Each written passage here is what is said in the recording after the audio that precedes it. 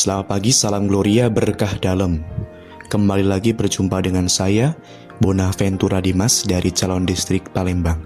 Di renungan singkat, Senyum Pagi THSTHM, edisi Minggu 8 November 2020, Minggu biasa ke-32. Senyum Pagi membawa sukacita di kedalaman hati. Pada pagi hari ini, saya akan membawakan renungan singkat berjudul Kebijaksanaan dalam Beriman, yang direfleksikan dari Matius bab 25 ayat 1-13. Marilah kita siapkan hati untuk mendengarkan sabda Tuhan hari ini. Inilah Injil Yesus Kristus menurut Matius. Pada waktu itu hal kerajaan sorga seumpama 10 gadis yang mengambil pelitanya dan pergi menyongsong mempelai laki-laki. 5 di antaranya bodoh dan 5 bijaksana. Gadis-gadis yang bodoh itu membawa pelitanya tetapi tidak membawa minyak, sedangkan gadis-gadis yang bijaksana itu membawa pelitanya dan juga minyak dalam buli-buli mereka. Tetapi karena mempelai itu lama tidak datang-datang juga, mengantuklah mereka semua lalu tertidur. Waktu tengah malam, terdengarlah suara orang berseru, "Mempelai datang, songsonglah dia." Gadis-gadis itu pun bangun semuanya, lalu membereskan pelita mereka.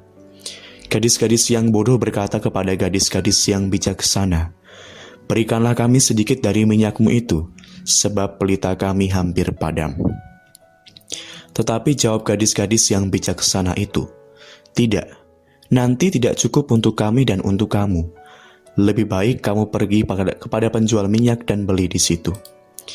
Akan tetapi waktu mereka sedang pergi untuk membelinya, datanglah mempelai itu, dan mereka yang telah siap sedia masuk bersama-sama dengan dia ke ruang perjamuan kawin, lalu pintu ditutup. Kemudian datang juga gadis-gadis yang lain itu dan berkata, "Tuan, Tuan, bukakanlah kami pintu." Tetapi ia menjawab, "Aku berkata kepadamu, sesungguhnya aku tidak mengenal kamu. Karena itu berjaga-jagalah, sebab kamu tidak tahu akan hari maupun akan saatnya." Demikianlah Injil Tuhan, terpujilah Kristus. Rasanya kalau mendengar Injil ini, saya tadi katakan sebuah lagu yang akan saya nyanyikan, mungkin akan membawa kita kepada perenungan yang lebih dalam. Maafkan bila suara saya kurang enak lah.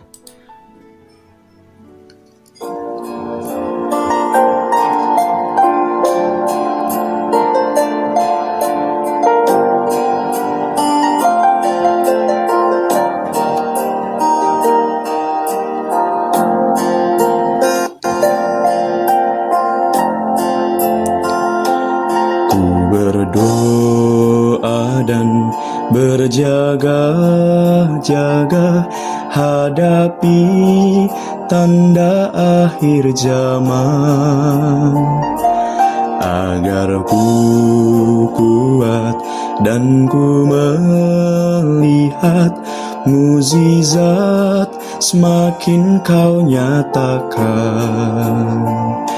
Seperti anak darah yang bijaksana, layak menyambut pengantinnya.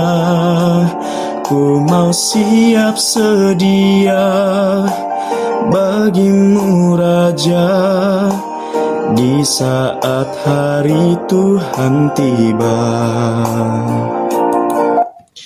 Begitu singkat lagunya. Bapak, Ibu, saudara-saudari yang mengasihi dan kasih Tuhan, kalau kita tadi mendengar kisah gadis yang bijaksana dan gadis yang bodoh, rasanya kita sering mendengar kisah ini karena kisah ini adalah kisah yang populer dan sering diceritakan dan sering kita dengar lah. Tapi ada hal yang mau saya angkat, ada hal yang mau saya refleksikan dan saya bagikan kepada Bapak, Ibu, saudara-saudari sekalian. Kebijaksanaan gadis. Kita melihat bahwa gadis ini sama-sama gadis ya, bukan laki-laki. Sama-sama gadis dan sama-sama menanti mempelai. Kalau kita melihat dan merefleksikan lebih dalam, kita mau merenungkan lebih dalam. Gadis yang sama-sama ini kita ibaratkan adalah kita sendiri yang sama-sama menantikan kedatangan Tuhan. Sama-sama mau melihat Tuhan di kedatangan kedua kalinya. Tapi apakah kita sudah merasakan keselamatan? Dalam arti kita sudah merasakan ada jaminan keselamatan. Kita harus paham bahwa baptisan memang jaminan, tetapi bukan segalanya. Tetapi Allah melihat usaha dan niat baik kita, persiapan kita untuk menanti kedatangan kedua kalinya itu. Dan kita harus menggarisbawahi Allah tidak memaksakan kehendak, melainkan manusia diberikan kehendak bebas dalam menentukan arah langkah hidupnya. Kalau kita melihat bahwa mempelai wanita, gereja adalah mempelai Kristus. Berarti apa? Bahwa kita adalah bagian dari gereja. Kita adalah mempelai itu sendiri. Kita adalah gadis-gadis itu sendiri. Apakah kita bijaksana dan apakah kita bodoh? Itu merupakan refleksi bagi kita. Maka diibaratkan bahwa adanya persiapan, adanya sebuah kesungguhan dan kesiapsediaan. Maka makna pelita dalam penantian itu harus diibaratkan bahwa pelita itu adalah iman akan Yesus Kristus sendiri. Maka pelita itu harus dijaga, harus diberikan minyak, dipersiapkan minyak. Maka ibaratnya adalah iman harus dijaga dan terus diberikan suplemen iman agar iman terus bertumbuh dan berkembang dalam kebijaksanaan itu tersendiri.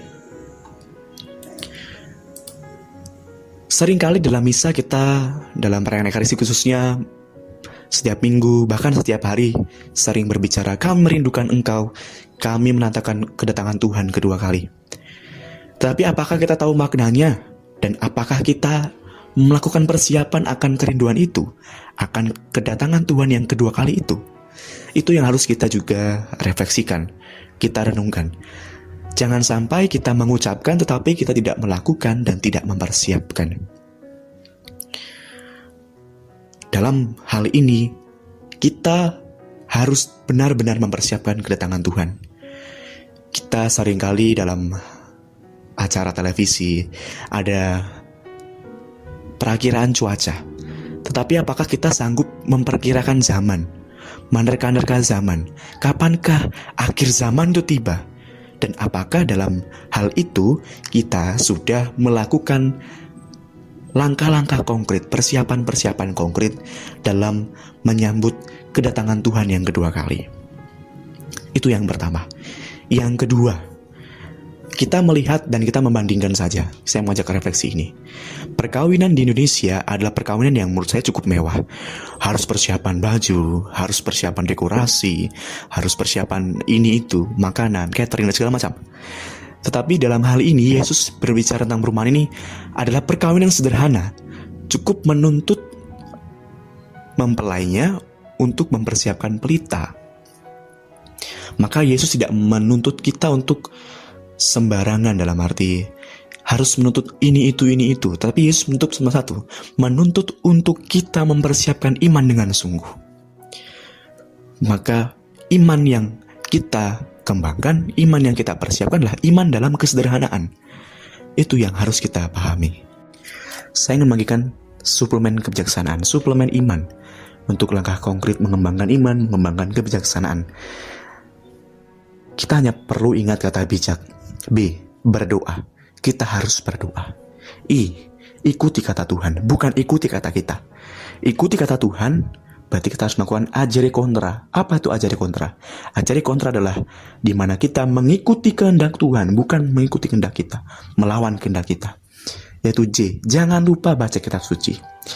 Kitab suci adalah sumber pengenalan akan Tuhan. Bagaimana kita mau menantikan kedatangan Tuhan kedua kali, tapi kita sendiri jarang baca kitab suci.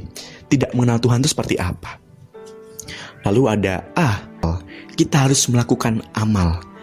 Kita harus melakukan apa yang diajarkan oleh Yesus sendiri. Dia mau merendahkan diri dan mengampuni dosa pelacur. Mau bergabung makan bersama dengan pemungut cukai. Itu kita harus melakukan amal. K. Kasih. Di mana Tuhan adalah kasih, kita manusia dituntut untuk melakukan kasih. Nah ini, suplemen ini yang bisa membantu kita dalam terus bijaksana. Terima kasih, semoga renungan ini membantu untuk senantiasa hidup dalam kebijaksanaan iman. Selamat hari Minggu, salam sehat, Tuhan memberkati. Amin. Deo gratias.